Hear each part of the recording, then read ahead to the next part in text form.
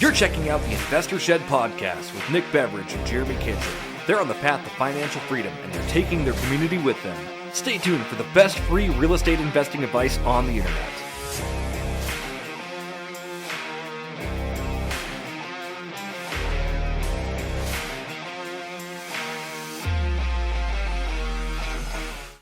Welcome to the Investor Shed podcast. I'm Nick Beveridge here with my lovely co-host, Jeremy Kitchen. Good morning.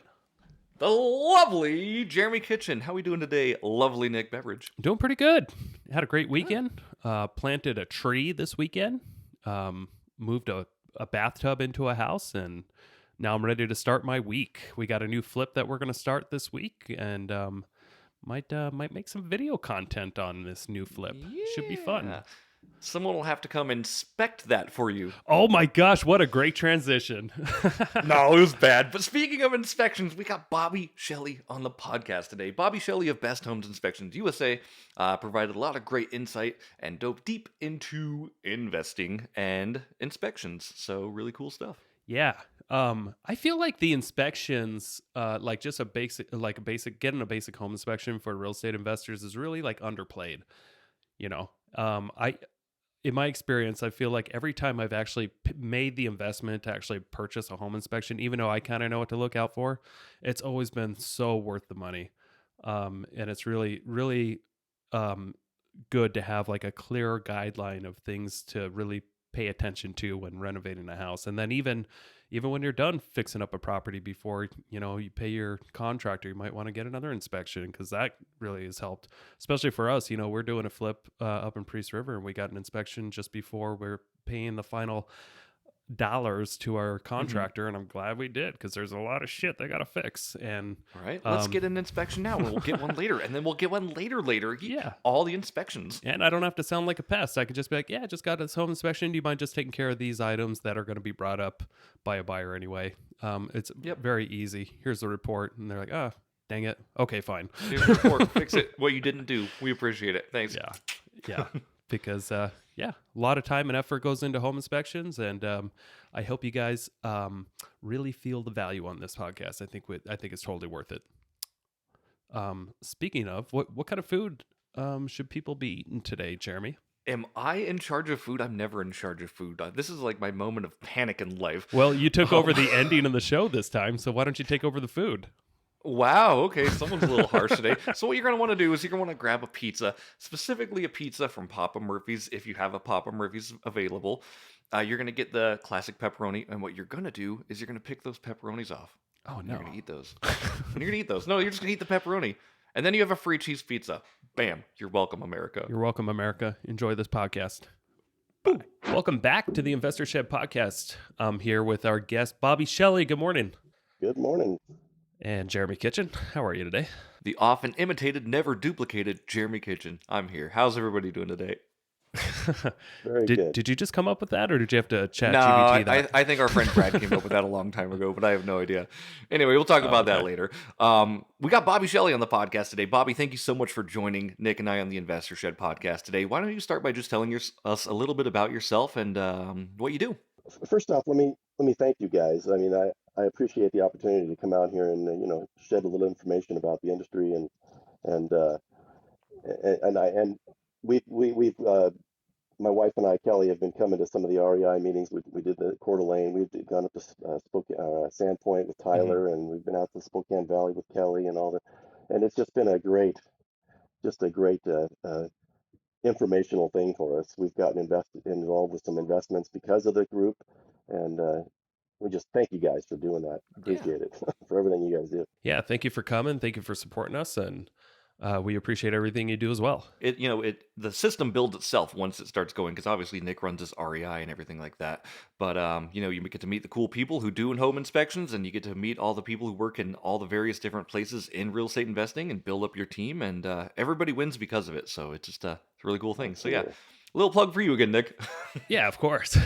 So those who are listening who have no idea who Bobby Shelly is, Bobby Shelly is a home inspector, and he has a background in inspecting properties in probably one of the most strict counties in the world, right? That's correct. Yeah, my background a little bit going way back. I grew up in a trade family, so digging ditches at, 15, 16, making extra money with my dad's company. My uncles are all in the trades in the business. I did that for uh, all the way through high school. Went to college with a political science and studied political science in college down there. Joined a fraternity while I was in college. The best thing that came out of college, the real only real true valuable thing that came out of college for me is I met my wife there. She was Nice. in the sorority across the street from my fraternity, so it worked out perfect. So I love that. yeah, That's nice. so it after college went into business building custom homes, high-end, high-scale, large-scale custom homes and spec builds down in the Southern California area, in the suburbs in San Fernando Valley and the West LA area. Went from there. Um, at about 35 years old, probably, I was coaching the kids, track, cross country, and things like that. I wanted to have more time. Building custom homes was a 24/7 stressful, crazy. They're making great money and doing all that, but then I got to the point to where I want to spend some time. I want this quality family time. So one of the inspectors, I was on a job, told me, "Hey, you should become a inspector for the city." I'm like, "You got to be kidding me! There's no way I'm going to be one of those guys." And then the guy that was running the track program, turns out he was a bigwig in public works down in the city of Los Angeles. Long story short, he helped me get into the city of LA. So now instead of working 24/7, going crazy with stress, I'm working from 7 o'clock in the morning till 3:30 in the afternoon. I've got my afternoons free. I was coaching little league and track and field and doing all that. My first 5 years with the city, I was in code enforcement, which is basically with a large city like that, it's basically like the police. People call you for overheight fences, and Mhm. Yeah. it's the dynamic is very, very different from inspections in that people don't want to see you. You're showing up to a property and it's, oh man, and you're imposing fines and writing orders, and it wasn't fun. I did that for 5 years. It wasn't really what I wanted to go to the city to develop my career. I transferred over to new inspections and worked there for 17 years. Eventually became a senior building inspector where I was running large crews of inspectors. And the last 5 years I was with the city, I was training inspectors. I spent a lot of time training new inspectors and training my teams to do inspections on large scale. When I left the city, I was working the Brentwood, Pacific Palisades areas down in California, which is all the movie stars' homes, LeBron Okay. James Mhm. and all the 40, 50, $60 million homes. I mean, some pretty intense stuff. I mean, it was Sure. pretty great training. I think one of the largest uh, building additions that I inspected was John Wayne's old property. Uh, he had sold it to Roy Disney. Oh, wow. Okay. Roy Disney decided to keep the John Wayne's theater, and that was all he kept, that and the Olympic pool, Mhm. and do a 29,000 square foot addition on the Wow. house. So Oh, wow. That's quite the addition. it was pretty amazing, and that was up out in Tarzana. But I mean, any given day, you're doing inspections. You're knocking on the door to do an inspection, and it's Dave Grohl from Foo Fighters, or you know Fabio. I showed up at Fabio's house, and this guy come up to this house, and there's motorcycles. I'm into motorcycles and motocross and stuff, Sure. and 50, 100 bikes out in this guy's yard. I'm like, wow, and I opened up the door and it's Fabio. So it's like, Yeah. I can't believe wow, it's not butter. one of the coolest guys I've ever met. Just a really cool, and so many people, just cool people out there. That's really crazy, really cool. Yeah, yeah. Real quick on that. So obviously you started building custom spec homes and then you hmm transitioned into home inspector. Like obviously when you said you were doing custom spec homes and you're working 24/7, I'm assuming it was pretty lucrative doing that and then switching to home inspections. Were you able to keep up the same salary or was your time that you saved worth the money that you saved? I wasn't really doing home inspections because code inspections are very Yeah. different than Sure. home Hmm. inspections. Just to be clear on that. Um, But yeah, I definitely took a salary cut going Hmm. to work for the city, but I had that family time that I was craving, and my kids, it really paid off with the kids. And it turned out to be, I mean, it was starting out at a fairly decent salary, but not near anywhere near what I was making building customs. Sure. But by the time I retired with the pension and the medical and all the perks and benefits you get as an city employee, it turned out to be a pretty lucrative career. I mean, it was making, as I promoted up the food chain, Hmm. making a pretty decent amount of money, and the pension was great. We moved up here to North Idaho. The first year that we moved up here, I was working remotely Hmm. during COVID. I was running a crew of inspectors down in LA, Oh and I wow. was up Okay. here living up here on full salary. It was great. I was running a full crew down there. And then I decided during the whole COVID thing, I mean, we just loved up here, and we wanted to have our family move up here, and this is just where we wanted to be. So I retired, got the pension, started the home inspection company. My wife and I started this home inspection company together. Obviously, she had a really good career. She was a Emmy-winning broadcast designer down in Hollywood, so she Hmm. was did very well with her company with her partner. And so she left that. So we're working together for the first time in our life. We're actually running a company together, Hmm. and there's pros and cons to that, but it's been really a fun ride for us. She's kind of working out of her wheelhouse a lot more than I am, but we own the home inspection company was kind of a natural progression for me Hmm. from doing inspections for all those years, you know, with all the construction experience. When I was working with the city, I did all kinds of training and things like that, and the city provides unbelievable training, hundreds and hundreds of hours of training on mechanical systems and how homes are built, and all that stuff all comes into play with home inspections. So what made you actually end up coming up to Idaho? Like, what was your why to coming up here? We had been planning on moving out of California. I grew up in the San Fernando Valley, um, and if you're familiar with that at all, it was a great place to grow up. I mean, it was the idyllic place to grow up. It Hmm. has obviously changed dramatically since then. It's funny. There's a comedian, Adam Carolla. Have you ever heard of Adam Carolla? Oh yeah. We remember him back from the Man Show a long time ago. Yep. Exactly. Now, Adam Carolla grew up in the same kind of area that I did and the same kind of lifestyle. You know, we both grew up in the same type of household, and we were familiarized with the same haunts. We're cruising on Van Nuys Boulevard and doing all the same things. Hmm. And he jokes about it all. It's kind of fun listening to his podcast because he ties it all in with stuff that is close to home for me. But it's not that way anymore. And so we had been looking. We looked all over the country. We did our homework: Austin and Washington and Oregon, and obviously for us, this was just the perfect place, and it just ticked off all the check marks for the places that we wanted to live.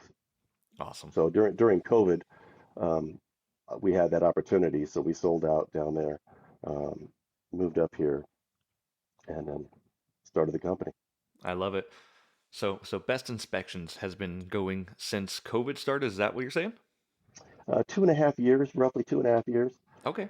First came up here. One of the local inspection companies heard that I was coming up and saw all my experience, and so I went to work for another local home inspector up here for a few months, and I really kind of wanted to run my own deal, but I figured, well, you know, if I could find something to where my wife didn't have to work at all, it'd be great. But it wasn't really a good fit. So you know, there was things were very different as far as the way things. When I first got involved with home inspections, I had a certain um, perception of the home inspection industry that's very different. I think I'll touch on that a little bit later. It was just it wasn't a great fit. If I can cut in, when it comes to investors and using home inspections, what gave you the idea to start showing up to these REI meetings to meet other investors? Was this like a good source of business for you when you first got started? Or tell us about that. We're always trying to network as far as business goes, but primarily for meeting new people and people Hmm. up here in the area. We've only been up here 3 years in the area, so we're kind of newbies to the whole area up here. We're involved with a local BNI group over in Post Falls. Met some Have some great people on the team over there. Um, a lot of it is more personal, and we want to become more involved with investing. We've got this large chunk of money that's all pre-tax money from our pensions and things like that, and we need to get that stuff actively working for us. I'm too young to actually retire as far as Social Security and all that kind of stuff. So that money's all sitting out there, but we really need to tap into it so we can generate income off that money. That's why we're coming to the meetings. And then also for the newbies out there who have never really bought a house before and they don't really understand what you guys do. Can you talk about like some of the common misconceptions? Because it's kind of funny. I hear this as a real estate agent quite a bit for people that really don't do much real estate transactions. They'll be like, "Oh man, so we're just hoping we're going to pass our inspection," or or stuff like that. Like we're not sure. I think we failed our inspection.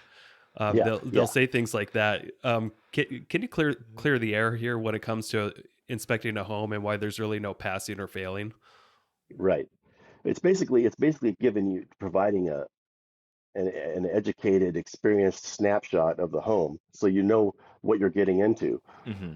That's why the home inspection process, such as I think, is a critical part of the whole investment process. I mean, you obviously want to know exactly what kind of outlays you're going to have with this investment. So one of the misconceptions with home inspections is that all home inspectors are kind of the same, just like with realtors. Everybody thinks, Hmm. oh, well, a realtor is a realtor. A home inspector is a home inspector. Well, if I can go back a little bit, the home inspection industry, it used to be to where a guy would he would be a contractor, he would be a home or a regular code inspector for many, many years in his career.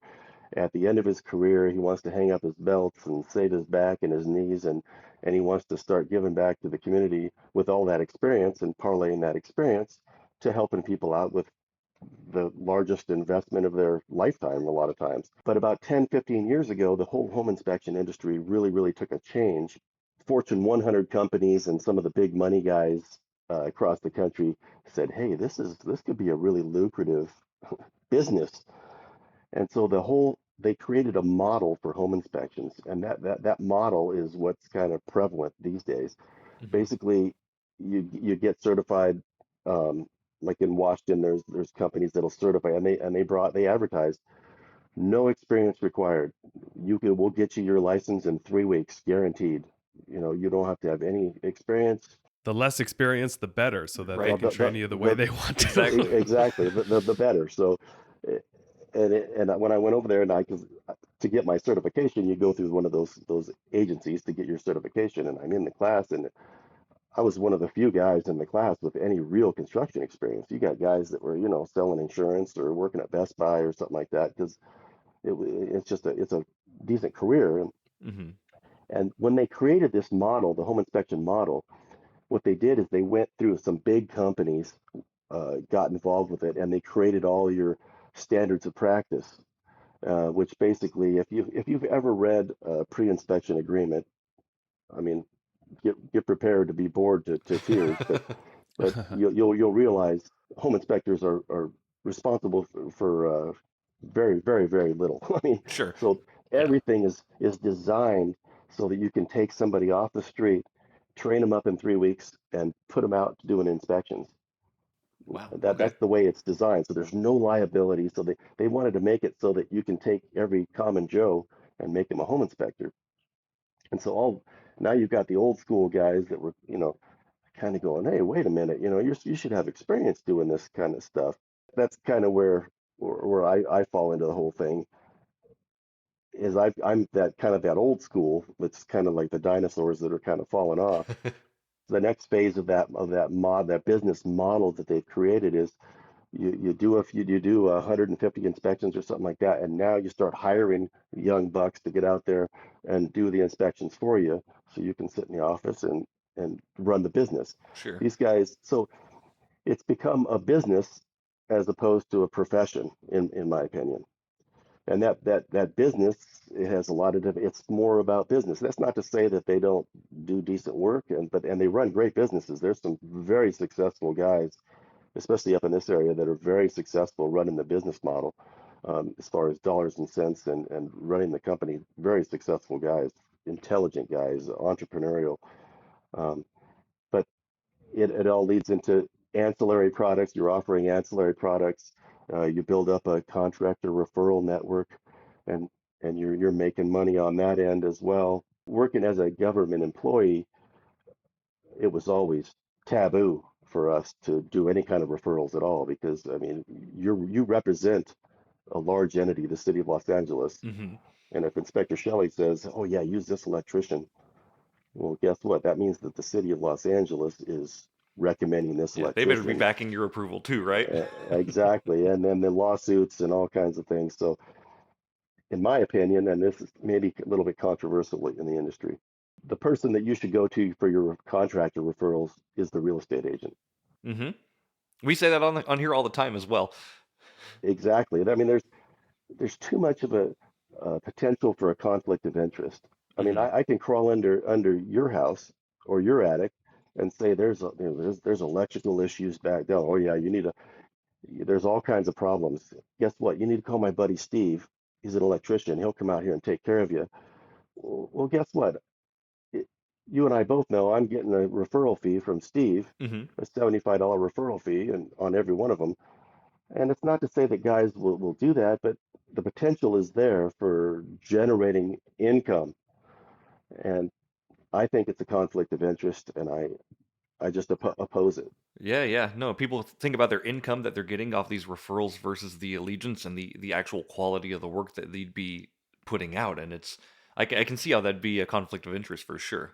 Yeah, but it's a big part of that business model. So a lot of guys will do it because you can generate, Sure. quite a bit of income doing that. And I just think the person with nothing to gain is the realtor. I mean, that's your man on the ground. That's the guy you trust that brought you into this thing, and he's the one that refers he makes referrals for inspectors and for electricians and plumbers and all these different tradesmen, and their reputation is on the line. Hopefully, they're vetting those guys. Yeah, and we have to, as a realtor, I mean, you got to be really careful who you refer out because, I mean, your relationship with the client never ends. So if you refer somebody a bad contractor, you're going to hear about it, and Yep. it's unlike some other type of referral, like a home inspector. No offense here, but you're one and done with a lot of these Hmm. people. But with an agent, you're just there nonstop forever. It seems like until they hate you or and don't want anything to do with you. Exactly. And guess what? If that inspection is not thorough and it leaves out a lot of stuff, for the most part, the inspector's down the road. Who do they call and complain? The realtor. Yep. You're the guy Yeah. the trusted guy that referred this guy. Why would you refer this guy that had no experience whatsoever? So you're the one on the hook. So, if we could switch gears just a little bit and get back into the meat of what this topic should be about, and that's real estate investors and why would they make the investment to use inspections with investing? And before we do dive into it, I'm going to tell you my experience.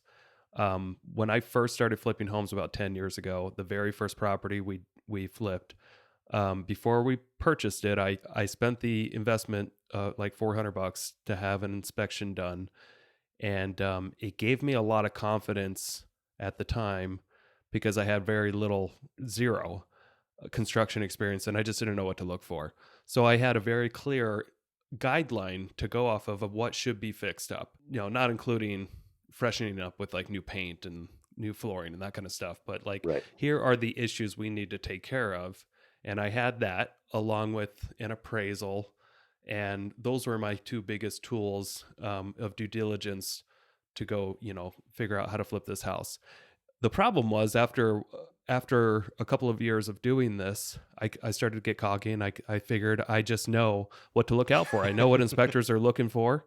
The problem was I didn't go to the extent that inspectors do. I never spent 4 hours, you know, digging through a property in the attic, in the crawl space, doing all those things, such searching every outlet, Right. testing all the appliances.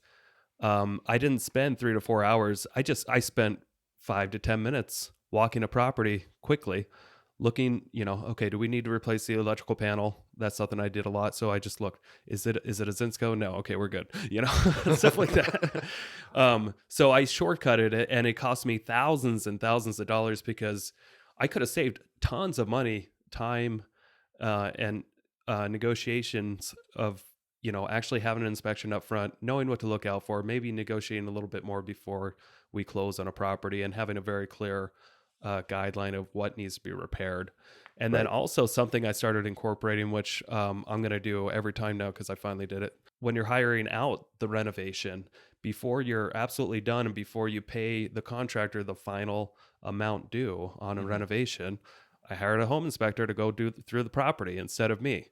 And gosh, I'm glad I did it Right. because Right. a buyer's going to do the same thing. So why not do it in advance? Right. Sure. And have a huge checklist and just hand this inspection report over to the contractor. Say, hey, these are the things we need to get taken care of, and then you can get paid. So anyway, that's my experience so far. Why don't we get into our first big question, Jeremy? Yeah, so we've kind of been touching a couple of them, and that's okay.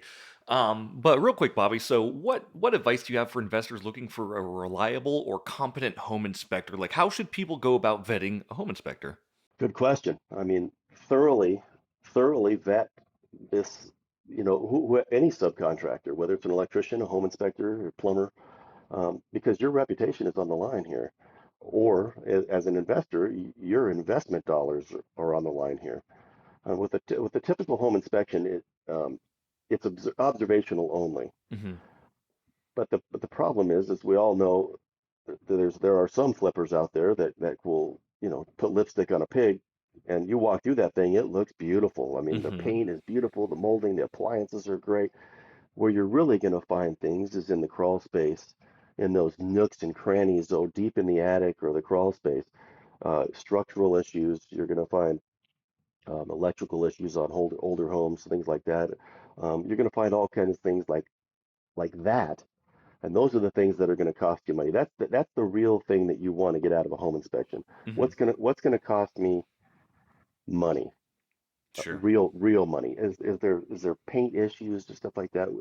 You really don't care about that. That stuff is easy to fix. Right. But are the appliances 25 years old and maybe going to need to be replaced in the next few years?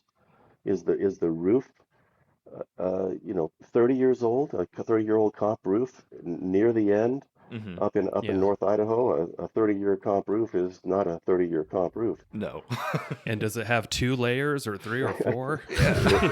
Exactly. And something like that, a failure on one of those kinds of systems can be catastrophic, and as far as finances go.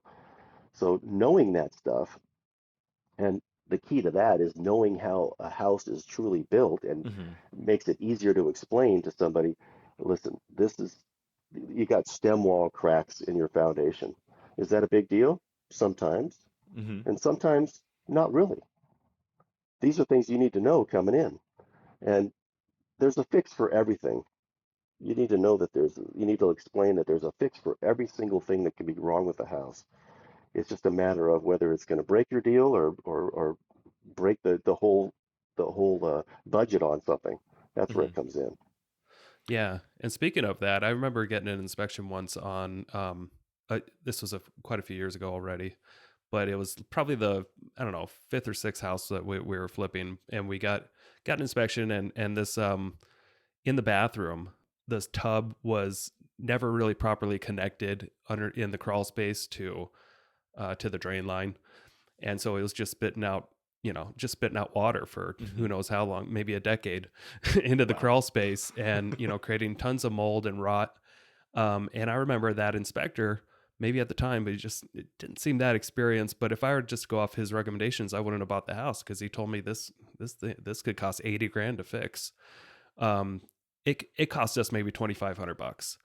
Right, Um, right. so you got to be careful who you take advice from too. Sure. Um, have you ever dealt with anything like that, Bobby, where maybe another inspector out there they come off very experienced, but they really don't know what they're talking about because they don't know how easy sometimes it can be to replace things in a house. It all comes back to that business model thing. If you've been doing home inspections for 2 years, you Hmm. you may have done a thousand inspections, let's say. I mean, if you're a really really busy inspector and you've got a crew guys working for you or something like that, and you've done a bunch of inspections, but are all those inspections thorough inspections? And it's like you say, it's observational. Hmm. So you're just pointing things out. There's a stem wall crack, or there's, the shoring underneath the footings or something like that, or under the subfloor. Are those things really critical things? You don't really know if you don't know how a house is truly built from the ground up. That's where it really comes into play as far as Yeah. being able to explain that stuff. Awesome. And what qualifications are there any certifications that you would recommend people look out for when hiring a home inspector? At a bare minimum, there's national associations for home Okay. inspectors. Um, one of them is ASHI. It's called ASHI, ASHI inspectors, and then there's INTERNACHI, which those are the big two. Okay. ASHI is kind of the old school. They've been around a little bit longer. They're older and old school, and INTERNACHI is kind of the new guy on the block. They're one of the ones that came in and really renovated the whole home inspection. They're one of the ones that's kind of involved with the whole home inspector model that's going on Gotcha. right now. Um, on top of that, I mean, I'd say at a bare minimum, one of those are both great organizations, and they provide training, annual CEs, and things like that to make Hmm. sure that your inspector, you should have at least one of those two. Okay. In addition to that, you've got your state certifications, like Washington requires a certification. Um, the state of Idaho doesn't require anything. I mean, anybody can be a home inspector at any time, you know. Yep. Anyone can be a So, GC here too, right? yeah, it's Yeah. pretty interesting. Some of the other certifications you can have. I mean, like I've got ICC inspection, which is code inspection certification, which is a Hmm. national international code council. I still have those certifications from being a code inspector. I'm going to keep those current so that I can Sure. stay up on all that stuff. We're not really allowed as home inspectors because of those SOPs and everything to call code, Sure. uh, but it sure helps on your training and, Oh and yeah. knowing how a house is built. Probably nice to have for sure, and just Yeah, shows the expertise in your area. So I think it's right. great. So, Bobby, in your experience, what are some of the most common misconceptions people have about the home inspection process, and what do you wish more people knew? Some of the biggest misconceptions, well, like we touched on that earlier, is all inspectors are created equal, and the other one is cheap inspections. I mean, people want to go out there, they want to pay as little as they can, just want to get this inspection out of the way, get a seal of approval, and then move on with the deal. I've seen it. Yep. I was driving somewhere. I saw it on the side of a truck, and it was a barbecue company, uh, and it said basically, well, I'll relay it to home inspections. Cheap home inspections ain't good, and good home inspections ain't cheap. Yep. And there's a reason for that. And another kind of story that comes to mind, Pablo Picasso. There's a story of Pablo Picasso. He's in France. He's sitting in a diner, and so what somebody thought, oh my God, it's Pablo Picasso, So they went over there and he said, oh, Mr. Picasso, could I get you to just draw something for me? And he's having, so he says, all right, all right. So he takes a few minutes and he scrawls something on a napkin for the guy and he hands it to him. And the guy goes to grab it and he holds onto it and he says, that'll be $15,000. And the guy says, $15,000? It took you 5 minutes. You got to be kidding me. And he says, no, that took me 35 years of experience to Hmm. be able to give you that portrait. It took 35 years of experience, Yep. not 5 minutes of my time. So everything has a real value, and that it comes over to home inspections as well. It's the same thing. It all portrays across the line. No, that goes in a lot of business too. Obviously, we're all self-employed here, and we kind of get it. Like, I can do a real estate photography session in under an hour. It doesn't matter how fast I do it. It matters that the quality of the product is up to par for what they need, right? Because I've got my That's right. systems. I've done the training. I know how to do everything. I know how to light the whole thing. Like, because I know how to do these, it makes it worth it. Does not matter how long I take on it. So, Yeah, anybody can do it, but mhm, is it going to be a good quality product that's going to actually serve you and possibly save you a ton of money on your investment? exactly. So obviously, being in the home inspection industry, I'm sure you've seen a lot of changes over the years. Has technology had a really big effect on how you do your job, or is there any new tools that you use that make your job more efficient? Definitely. Of course, I've been doing home inspections for just a few years Hmm. here.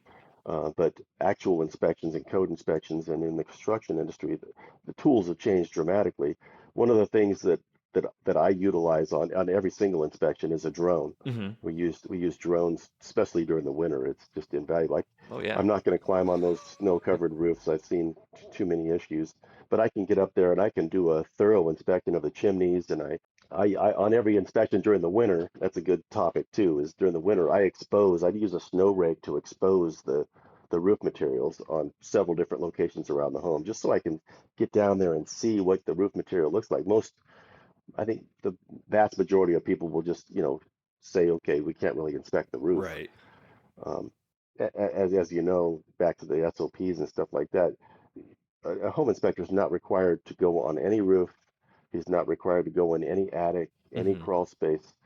If there's any kind, you can't move anything in the house. I mean, you're not allowed to touch anything. Sure. It's strictly observational. Another great tool is thermal imaging.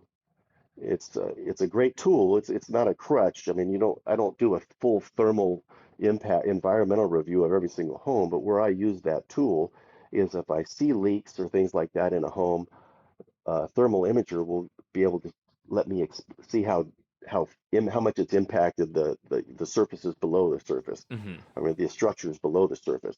So that's a great tool as well. Um, Radon machines, you can get a free test for radon from the state. They'll send you one. It's a little charcoal disc or something. As far as being accurate, they're really not that accurate. Sure. We spend over $1,000 on these machines, and they detect any kind of movement. You'd be amazed. People try to modify they open up all the windows and doors and try to, they're pretty smart about it. But these uh, these machines, they detect any kind of movement. They have full GPS at all times. They print out a nice report for us. No, cool. Um, the reporting software is a huge technological advance. I walk around with my cell phone Hmm. basically on the inspection, and I'm inputting all during the walk of the job. You know, so I have the report back to the clients the same day. We've never had one that didn't come back same day. Nice. Okay. So it makes it so it serves everybody. The technology and the reporting is really come a long way. Yeah, I remember when I first got started in real estate about 12 years ago, and I remember seeing usually there'd be two home inspectors. One guy he would set up his computer and a printer and be typing away on the kitchen at the kitchen while another guy's doing the inspections, and he's coming back to report to him, and he's just typing away, and then they're printing off the report, and it's just kind of funny. And then I've noticed over time, then it's just one inspector with a tablet or an iPhone or something Mhm. like that, and they're able to do the same thing in half the time with Right. one person. Yeah. If I had to type out the reports, it would be more like 4 or 5 days Yep. as opposed to same day. Oh, these guys were quick, but it was still funny, Yeah. just watching how technology just makes things so much more efficient. That's great. Bobby, real quick, how can real estate investors how can they prepare for a home inspection? What steps can they take to make sure they're getting all their ducks in a row before you get to the inspection? Boy, this is a big one Hmm. for for everybody involved. And the realtors, most of the realtors that we work with are very, very good at this, and it makes our job all that much easier. Um, if you can clear all the spaces around the critical equipment, the panels, the crawl space, the attics, um, some of these houses are jam packed with stuff. Hmm. It makes it really because, like, again, I'm not allowed to move all these boxes that are blocking the furnace in the garage. They're full of, Hummel china or something like that, and I all of a sudden I'm responsible Yeah, for you don't that. want that So liability. no, and it makes it a whole lot easier when things are really cleared away. Just pull stuff and give us access to those things. Because I really, really want to see that crawl space, and I want to see the attic and into Hmm. the nooks and crannies of that thing, so I can really get as thorough of an inspection as possible. That's awesome. What is as a homeowner, what maintenance tasks can you do to make sure your inspection goes as smooth as possible? Part of my report, I throw in a ton of stuff. Our reports are long. I Hmm. mean, I'll admit they're long. I mean, they've got videos and photos, and I put in tons of DIY tips and maintenance tips. When I'm done with the report, what I'm trying to get to hand to the new buyer is basically a user's manual for the house. Mhm.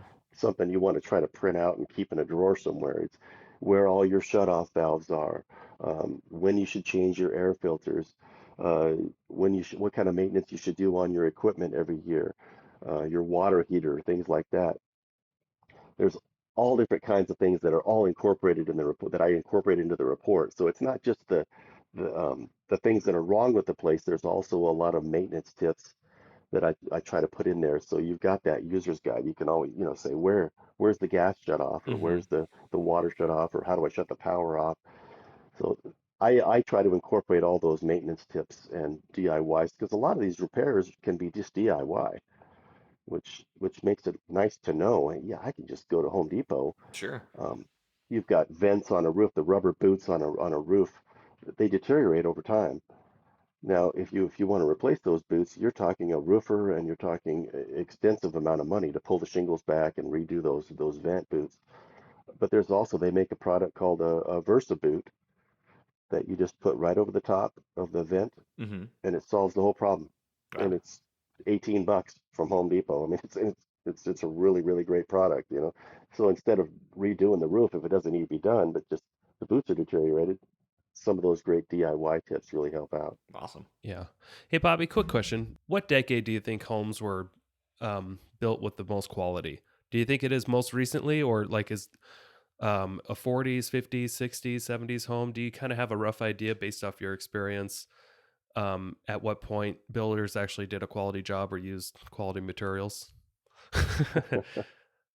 as compared to other decades? It's a really difficult question because the houses that are being built now are being built with um, engineered products Mhm. Yeah. that are engineered a lot better. When I started out in the trades, you were an apprentice, and then I was a carpenter. So you started out as an apprentice, you work overtime, you become a journeyman, and then you become a foreman, and then you become the boss, and that's how things you progress as time goes. It seems like the trades we've got a lot of work to do on our trades as far as getting guys trained up and quality tradesmen. Yeah, no kidding. Yeah, the products are better now, but I think the workmanship tended to be a little bit better in the past. Sure. I've seen houses in Silver Valley built on logs for the footings, and there's not a half an inch of variance from the back of the building to the front of the building. I mean, Wow. it blows me away. I'm just It's like a wow. perfect house. No sag, no, I mean, amazing. Mhm. I mean, I've seen some other ones that are pretty wild and woolly. Um, when it comes to new construction, I do a lot of pre new home construction, or 11-month warranty inspections. And what I see in a lot of the new homes, these things are being built very very rapidly, and it doesn't mean that the builder's a bad builder because being a builder in the past, I know what it's like. Mhm. And that construction site is like an anthill where you've got plumbers and electricians and framers and insulation guys and painters. Everybody's on top of each other. Yep. The plumber goes under the house and he sees a truss joist that's in the way of his plumbing. He just cuts that sucker out of there. It's in his way. Okay. I know. I've seen it. Yeah, and but the builder, I mean, doesn't mean he's a bad builder. It's just some of this stuff gets missed because he doesn't see that. Sure. But on a new home, as you guys know, 11 months and 29 days, the builder's responsible. On that 12th month and Mhm. 1 day, you're on the hook for everything. So, I mean, some of the really good builders will stand behind that stuff, but for the most part, they're off the hook. That's kind of why an inspection during that time period is a really really important thing on a new home, as well as phase inspections. The phase inspections up here are very different than they are in other jurisdictions like Southern California. I mean, it's so much different. On a typical house, say a 3,000 square foot home, um, single story, we would do for the city of LA, we would do 9, 10 inspections on that home during the construction. Up here in Kootenai County, they don't have as many guys. They're busy. They're probably going to do 2, 3 inspections on that house through completion. So a lot of things can get missed on it. Sure. To kind of segue off Nick's question just a little bit here, he talked about the best era of houses. Do you have a worst era of houses? And to follow up with that question, how do you inspect an old home versus a new home? As far as a worst, I guess it's a real generalization because you had good builders and good products all throughout these decades. I mean, like I say, I've seen some of the old construction like over in Spokane. You see some of the stuff over on South Hill, beautiful cross block Hmm. construction. I mean, really, that stuff is just rock solid. Where you really see the issues in the 70s, um, in the 70s, late 60s, 70s, and early 80s is in the wiring and plumbing. Gotcha. You start seeing, like you mentioned earlier, Zinsco panels. You start seeing Federal Pacific and Stablock panels. These types of things. They were using aluminum wiring in the cloth. The cloth before that, you had cloth and wire and knob and tube wiring, things like that. Most of those older homes, they've gone through and they've replaced a lot of that stuff and brought it up current with Romex and things like that. So I would say that those were the periods where it was you got to really pay special attention to the wiring, the plumbing, and then you got the systems, the mechanical systems that are just old at that point that really need to be addressed. First thing you're going to be knowing up front, an older home, I'm going to be there a lot longer. Sure. I know I'm going to be there a lot longer. There's a lot more things that are involved with an older home. There's probably been, on a really old home, there's been several remodels over the years that are either covering things up, possibly, or using different materials that were not compatible with the original construction, or the transition from the old construction to the new construction didn't quite work out well. Uh, you get a lot of uh, weekend warrior stuff to correct a lot of things in the older homes. And then the mechanical systems, like I say, the mechanical systems were outdated and proven to be unsafe. I mean, we see a lot of stuff out in the Silver Valley. You see a lot of, for instance, asbestos insulation in the attics. Hmm. There was a lot of that stuff. There's actually that's one I come across that quite a bit out there in the Silver Valley. Have you guys ever come across the asbestos insulation, the granular stuff in out there? Oh yeah. Yeah, I know you had a Nick place has for sure. In Kellogg, Nick, right? So Yeah, I've yeah, got a few rentals out there. Yep. yeah. So the good thing about that, there was a big giant lawsuit uh, against a company called Zonalite that had all that asbestos laden insulation. And the good thing is they have all this. They had a super fund, so you can get up to 3,500, 4 grand in replacement value to put some new insulation there, get that stuff removed, hazmat removed, and replaced with a new product. Yeah, so it's good to know that stuff, and I provide all that stuff in my reports. So it's got the web links and the report you can fill out to get reimbursed for that kind of stuff. So a lot of things have changed over the years. Yeah. Yeah. So Bobby, I'm curious because I'm an amateur home builder myself. I don't have the experience you do at all, but it seems like the way homes are built today is kind of almost the same. Like they've been built for quite a while, and people are using the same type of material. Like, are there any newer technology materials that are coming out that might replace like Romex or PEX plumbing, gas forced air heating, asphalt shingle roofs, any of these big components on a house that have been used for many decades? I guess PEX is relatively newer, but are there any other big technologies, materials out there that you see that might be kind of the new way of the future? Well, PEX is an interesting product. If you know the background of PEX, PEX came in the 70s again. PEX and Romex came in right around the same time after the Vietnam War. Guys were all, or the World War II, I'm sorry, came back in the 50s. They started bringing in Romex as a temporary fix. So they basically, all these guys were coming back from overseas and they needed to provide a ton of housing for these guys. So they approved Romex in the code as a temporary product. And of course, it's taken over and it's in there now. It's in the code. A lot of old school guys, they would only flex. So you would only wire a house in flex, and if you didn't, you're an amateur. And Of course, that's all changed, and Romex is a pretty good product to use. PEX was a different type of story. It came out, I think, in the early 70s. PEX came out, and it had a bad reputation because some of the fittings had leaks when it first came out. Hmm. Of course, they went through and they corrected that right away, but the PEX didn't come into the code until, I don't know, 15 years ago. And the reason people don't realize, they think that the product was faulty, but the real reason behind the scenes was the copper union poured millions and millions of dollars into anti-PEX marketing campaigns. And it's kind of a funny story. Uh, they kept PEX out of the market for all that time until they finally gained their way into the code.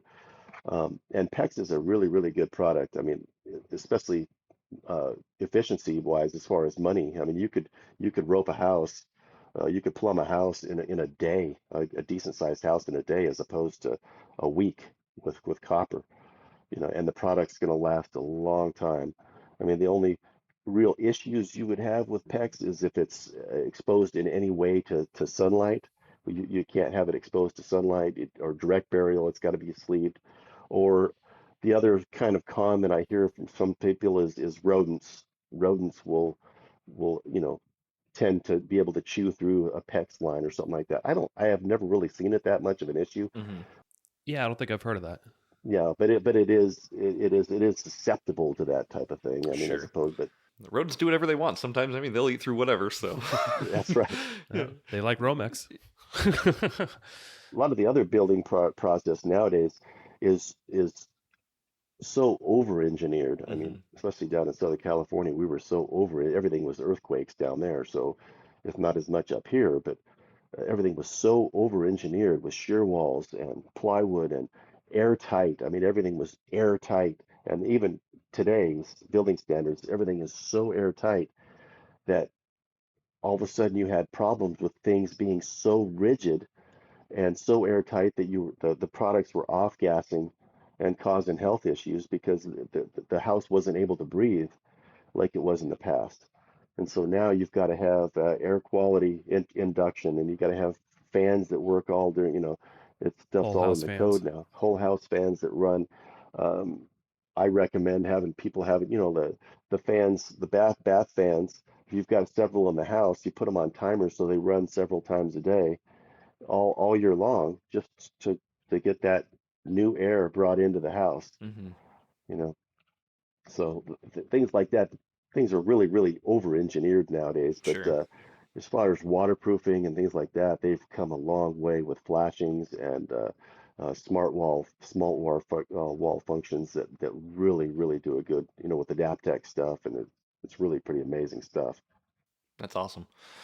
Switching gears just a little bit here, Bobby. What is the most unexpected or weird inspecting story you have? I'm sure you've found something in a house that's just been completely absurd. And, like, what is that?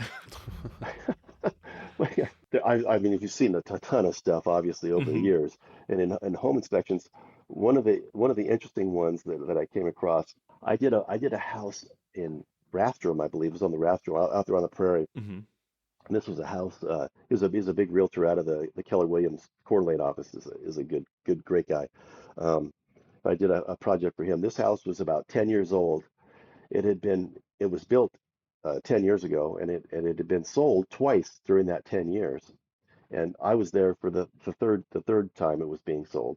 When I did the inspection, I always crawl on the roofs because, I mean, I'm obviously very comfortable on construction. So I get up on this was a 912 roof, so it's a pretty steep roof. Hmm. But I get up there. I like to get up there and really investigate that thing. And if I can, if it's too steep, then I'm using my drone and getting in close. But this one, I was able to get up there on all different parts of the roof. It was a pretty big size house.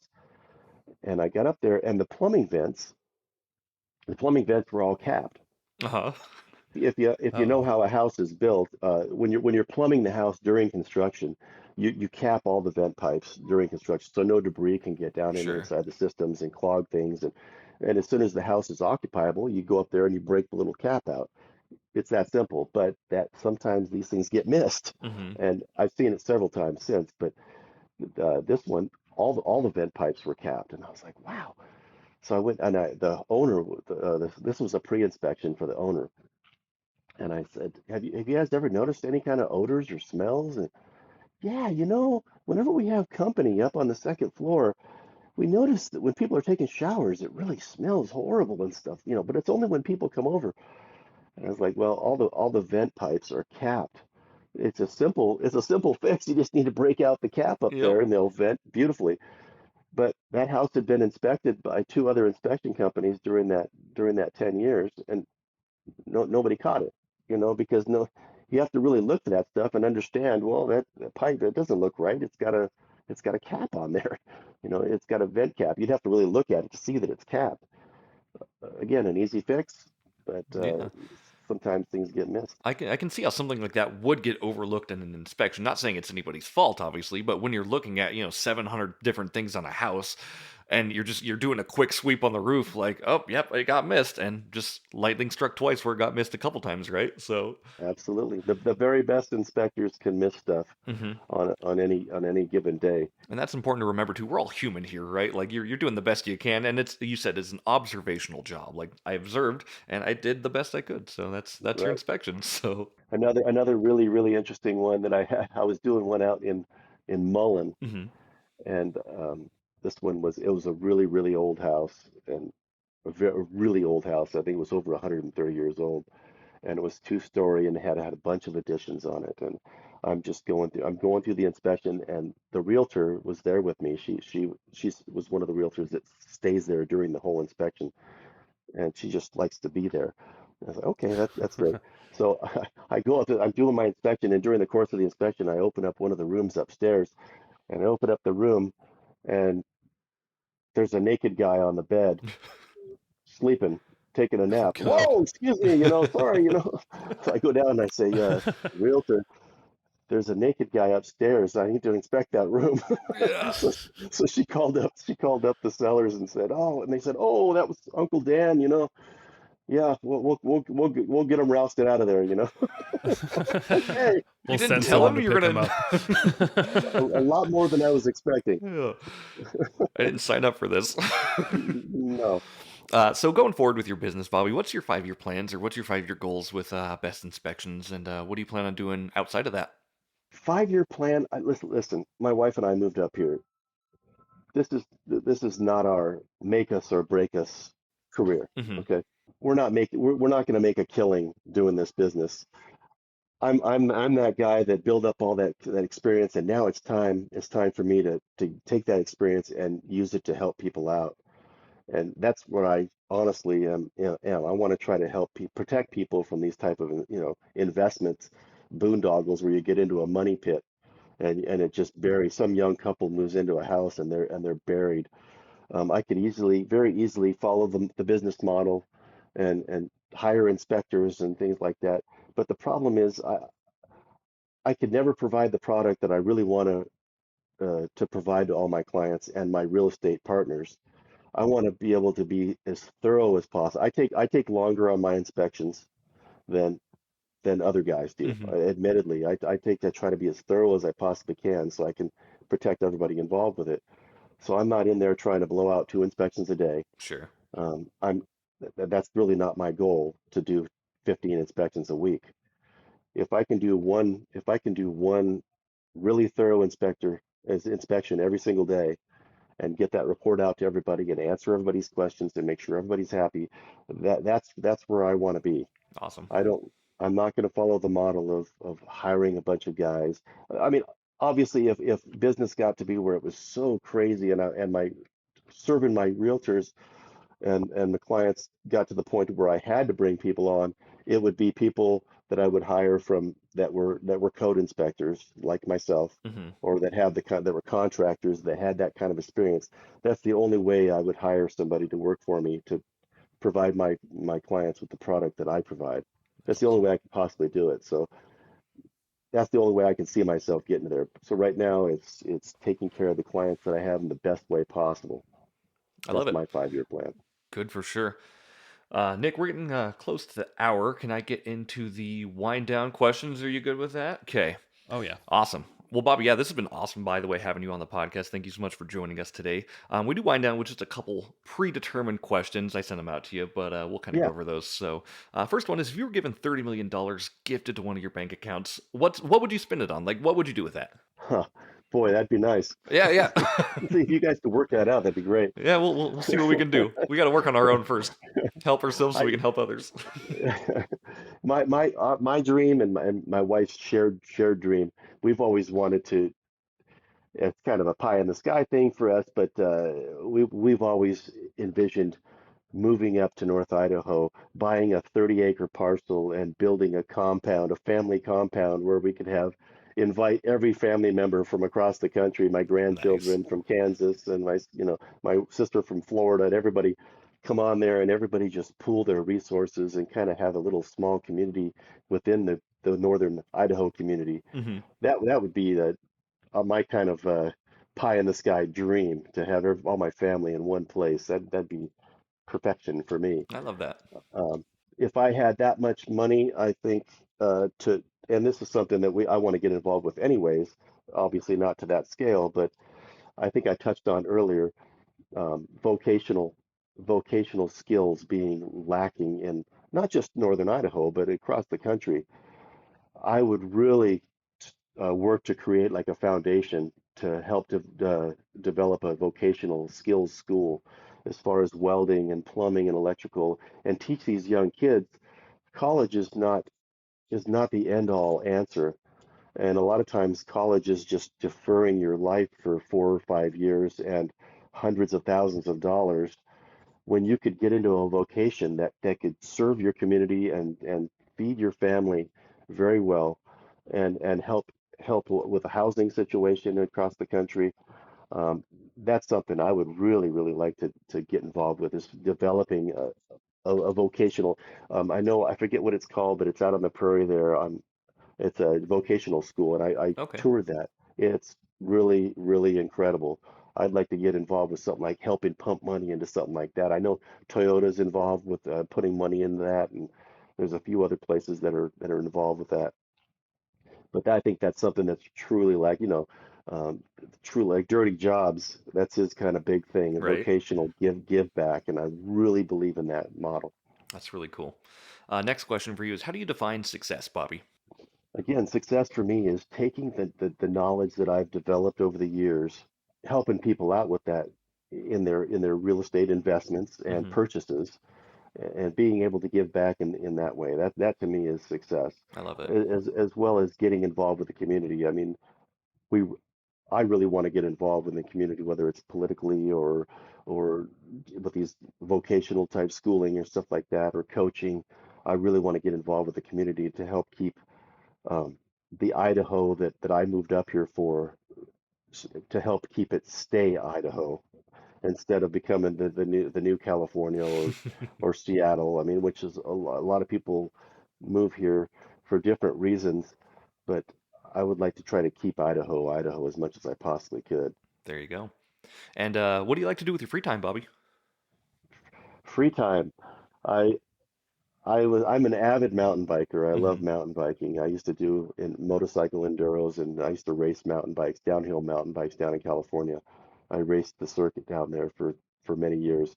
I ride up here recreationally now. Any chance I get when I don't have inspections, I'm over at Canfield or Beauty Bay or all these beautiful trails we have around here. And the other thing that my wife and I really want to do is take our travel trailer out and explore this area. We have just barely scratched the surface on this area, Oh yeah, and getting the travel trailer up around here and Canada and over to Montana and Flathead, and that's that's where we really want to be, and getting the grandchildren up here. And that's the main goal is to get the rest of the family up here. I love it. All So ties into your yeah. family compound dream, so it's Yes, all it's yes it all does. getting rolling for sure. Yes it Um, Yeah, does. there's a lot to see up here, a lot of trails to go on. Yeah, So, one last question for you, Bobby. Where can yeah. people find out more about you or about your business?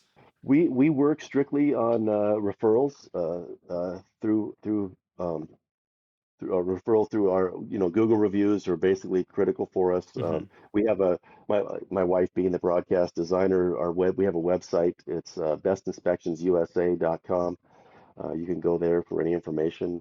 Um, Like I say, we're involved with BNI and the REI groups. We'll try to hit all those meetings as much as we can, just to meet people and see how we can be a value add I love that. for all the real estate partners that are out there. That's kind of how you can get a hold of us. Awesome.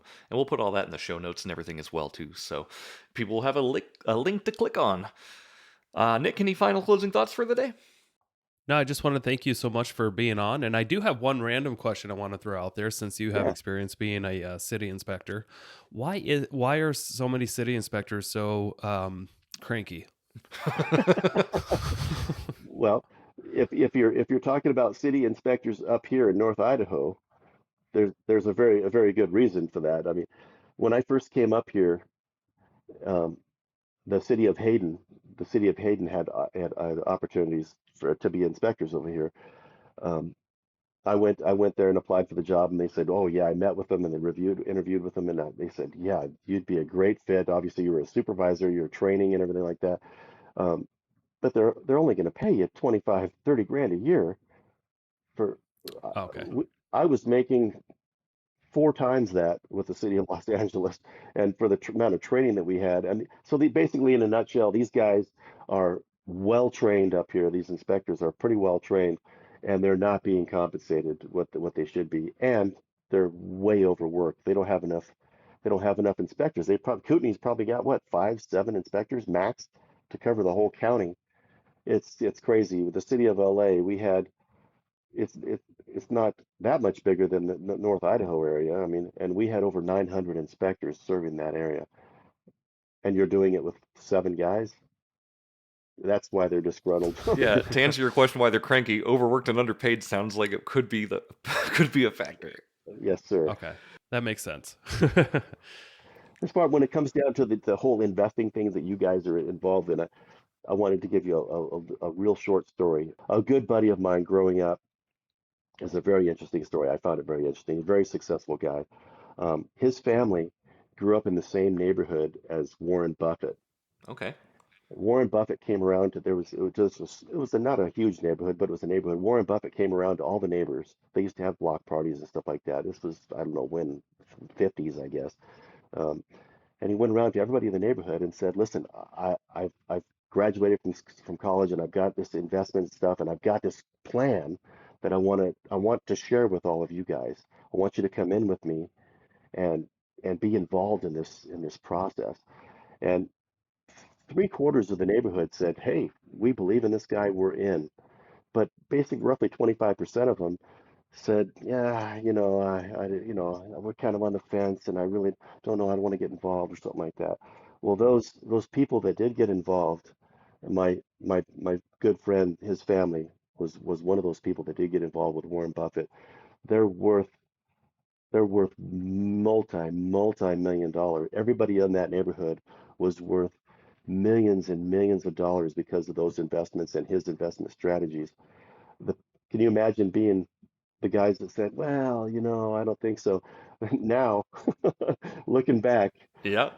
and when I'm trying to tie it in is the real estate and investment, you got to dive in, utilize the people that have the knowledge, like you guys and the crew that you guys bring to the table, all Hmm. the people that are involved in that whole team aspect, the tradesmen, the realtors, the home inspectors, the guys that are involved in this stuff. It's all part of the team, and you can go and you can learn so much and change your whole life with these investments. Or you can sit on the sideline and be rich dad, poor dad. You can be the rich dad guy, or you can be the poor dad guy that's just plays it, puts his money into his investments and waits for Social Security and stuff like that. You'll probably have a decent retirement, but you're not going to knock it out of the park like guys like your group is doing. I appreciate that. Thank you. That's true. We're just trying to all build that traction to make it all happen. So we'll we'll do it. And that's how it's take action. So just invest with us and you can be like Warren Buffett someday. You heard it here. Bobby Shelley said it Yeah, first. You he never did. know. You never know. That's But you true. but you won't. If you don't, you won't never know. Exactly. Yeah. That's a good ending spot for this. So I'm gonna go ahead and close it out of here for you, Nick. Bobby, Yep. Shelley, thank you so much for joining us. Nick Beveridge, thanks for being the co-host as always. And we will catch you next time on the Investor Shed podcast. See ya. Thank you, guys. Thank you so much for checking out the Investor Shed podcast. If you enjoyed your time, make sure to leave a 5-star rating and review on Apple Podcasts and Spotify. Follow along on YouTube, TikTok, and Instagram at The Investor Shed for shorts and promos about each episode. Do you want to be a guest or know someone who has great real estate investing advice and stories? Reach out to us at theinvestorshed@gmail.com.